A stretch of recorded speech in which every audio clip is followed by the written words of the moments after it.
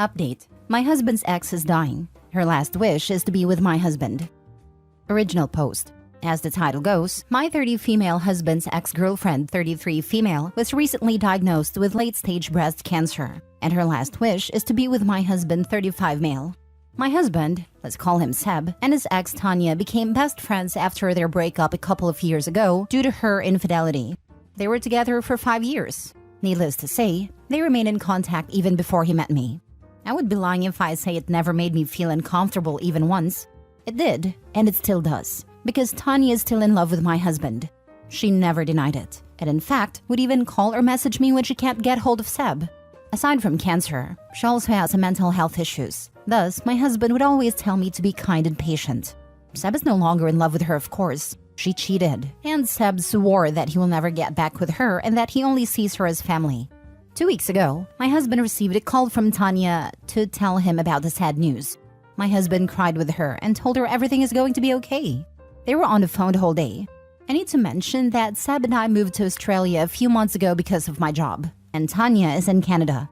They mostly talk via long-distance call or WhatsApp. They've been in contact almost every day since we left, which always bothers me, but what can I do? After that call, my husband told me everything. To be honest, I felt bad for her and I genuinely feel sad. I asked him what's going to happen now, and Seb told me he's going back to Canada, which is a shock. He then told me that her last wish is to be with him. I didn't say anything except, what about me? He said if I can't leave my job, then he's going to visit me whenever he gets the chance. I walked out without saying anything. I've been avoiding my husband since the phone call, and have been ignoring him whenever he tries to bring up the conversation.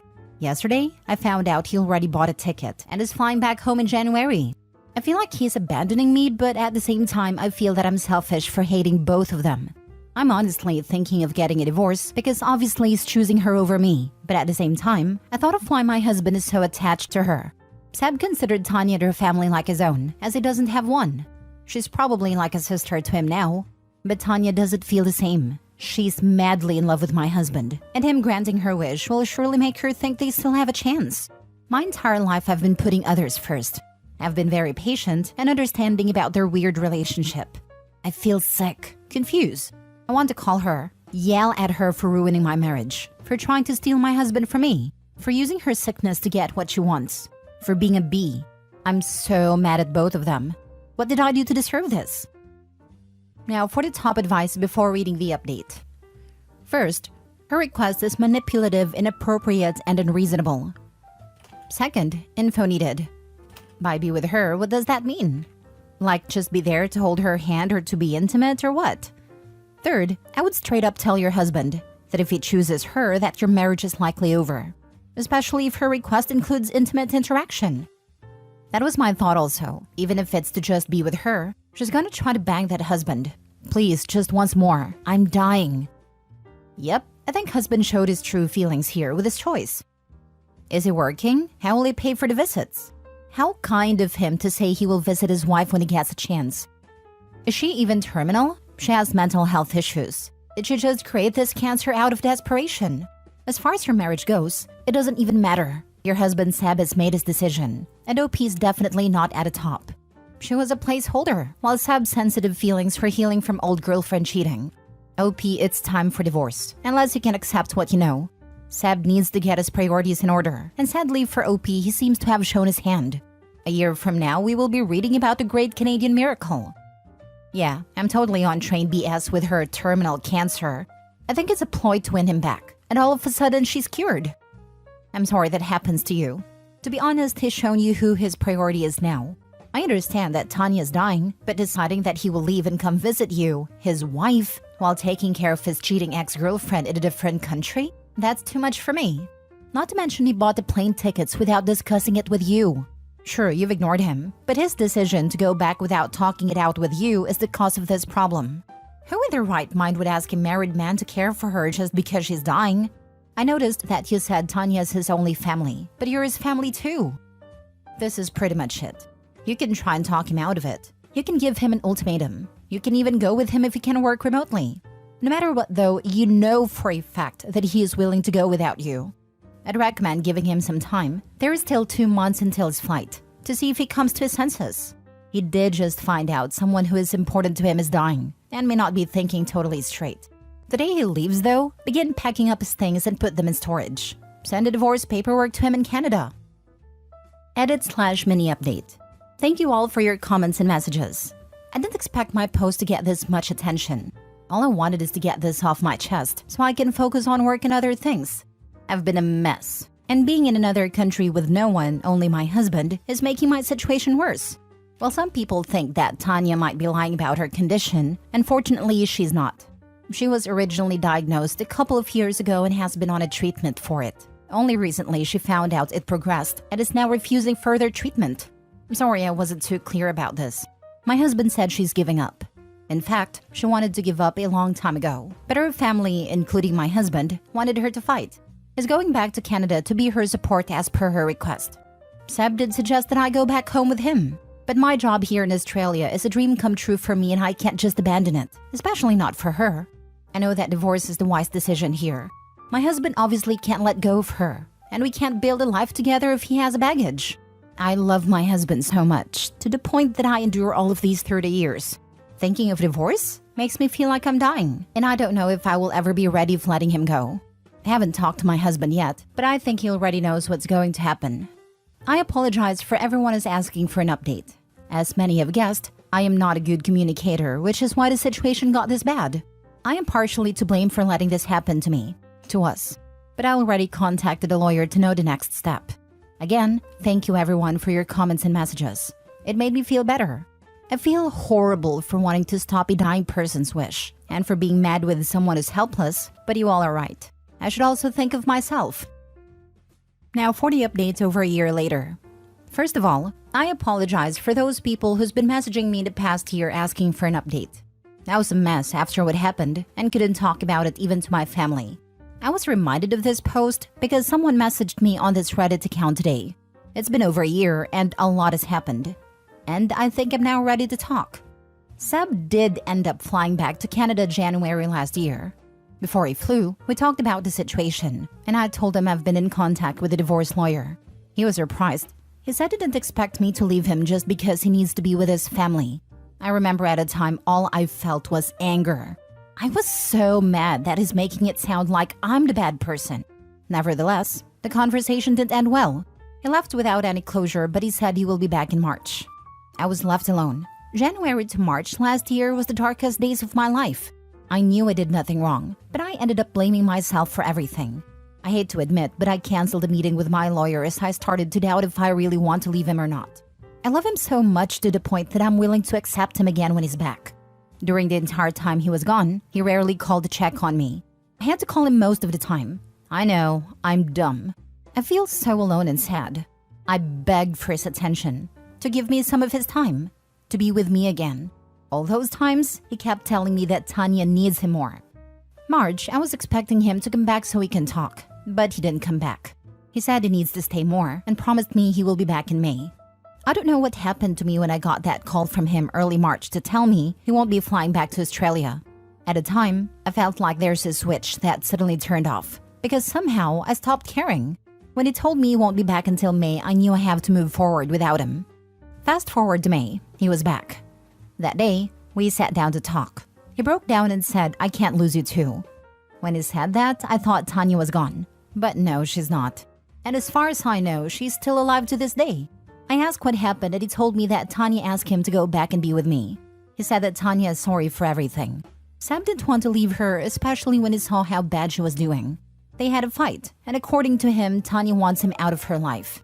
If I was the same dumb person, I would totally accept him back. But at that time, all I can think was, he's only back because Tanya doesn't want him anymore. I let him cry. I comforted him and let him stay in my apartment, and a week after, I told him I'm divorcing him. At first, he refused to leave. It was a long and painful process, but on my birthday in July, he finally realized that he couldn't manipulate me anymore. By August, he was back in Canada. Divorce is not finalized yet, but we have been separated since he left. He tried to contact me several times last year. Tanya also tried to contact me. Everyone, including my family, tried to convince me to give him a second chance. But that day in March, when I finally came back to my senses, I knew nothing can make me change my mind. As of now, I'm doing fine alone by myself. I got promoted last year and moved to a bigger apartment near the beach. I've found new friends and recently getting into Pilates. I've traveled Australia and New Zealand and met some amazing people. I feel like a completely different person. Last year was the major turning point of my life. Seb still bothers me from time to time, but he knows I couldn't care less anymore. I still care, but not as much. I've been told by our common friends that he's not doing well. He became an alcoholic and couldn't get a job because of it. He's mostly couch surfing because Tanya doesn't want him to live with her. Lol, that witch. Thank you so much, Reddit, for taking the time reading this in my post last year. Your advice means a lot to me. For those people who are in the same situation as me, please know that everything is going to be better. I thought I can't get through this. There are times I thought of taking my own life. It was hard, but I promise you it will be better. You'd be surprised how strong you are and how amazing life can be. What a wild read. I'm sorry that it took Tanya rejecting your ex to realize that he's losing you too. I remember reading your story and getting so mad for you.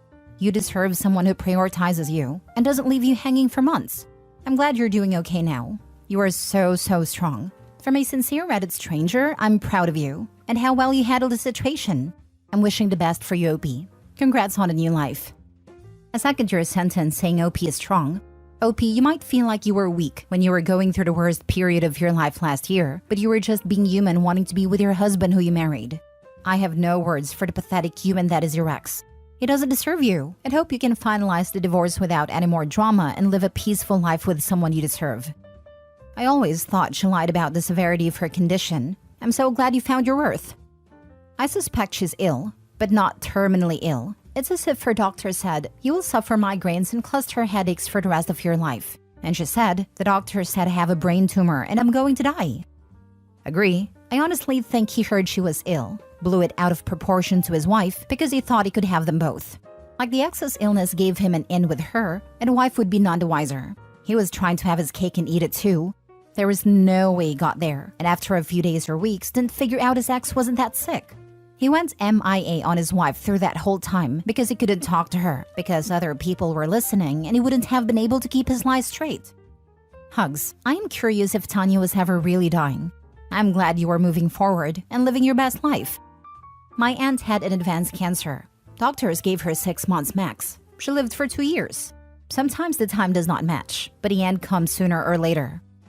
A friend of mine was given 6 months and was still hanging on after 6 years. She told me she was waiting for her kids to be in a place of acceptance that it was her time to die. OP, I am glad that you are living a life that you want and prioritizing yourself and your happiness. Last story. A planned pregnancy turned my husband into a monster. It feels like a cruel joke. Years before I met my husband, I was in such a toxic, abusive relationship that it almost ended my life. I spent years in therapy, bettering myself, figuring out why I accepted that type of love. I stayed single for years, and once I started dating, I made sure to keep an eye out on all red flags. Heck, I even took things slowly when there was nothing but green flags. Thanks to my ex, I was familiar with love bombing. I met my husband at work event and things just fell into place. I opened up and explained my past trauma and let him know that if we were going to date, that it would require a slow pace and patience. I won't say that he was perfect, but he was always kind, compassionate, and cared. We dated for about 5 years, engaged for 1, and married for a little over 3 years now. We recently bought our second home together. We both got promotions at work, so we sat down and talked about kids. He wanted a big family, and I only wanted 1 or 2. We agreed on 2, and we started trying. I didn't take long, and here I am 6 months pregnant. Still working, have swollen ankles and a back that won't stop aching. Other than that, I've been very happy and have what I thought was a supportive husband. 3 weeks ago, I found out that he was having an emotional affair and honestly probably a physical one. When confronted with the evidence, he admitted to not being attracted to me while pregnant. I'm wrecked. I haven't gained a necessary weight. I still take care of myself, even with a morning sickness that hasn't gone away. He's not sorry about it, but told me that I was being overdramatic when I cried. He is staying with his family until he can find a home to rent. He doesn't want to get a divorce. He's saying after the pregnancy is over, we can go to therapy and fix things. I don't want to.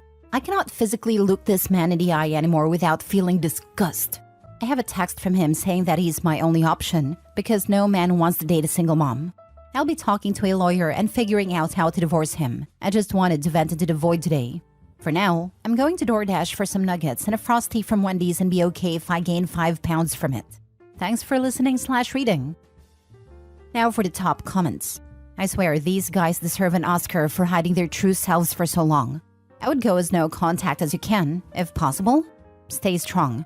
You do not need that kind of nonsense in your life. Literally, this is so sad. This is why I get so mad when some people blame the women in similar stories, saying they should have chosen better. Like how?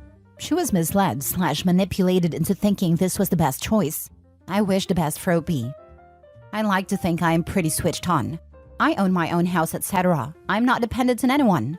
But I managed to get into 2 consecutive relationships with horrible control freaks with serious issues. The second one was a full-on nasty gaslighter, etc., etc.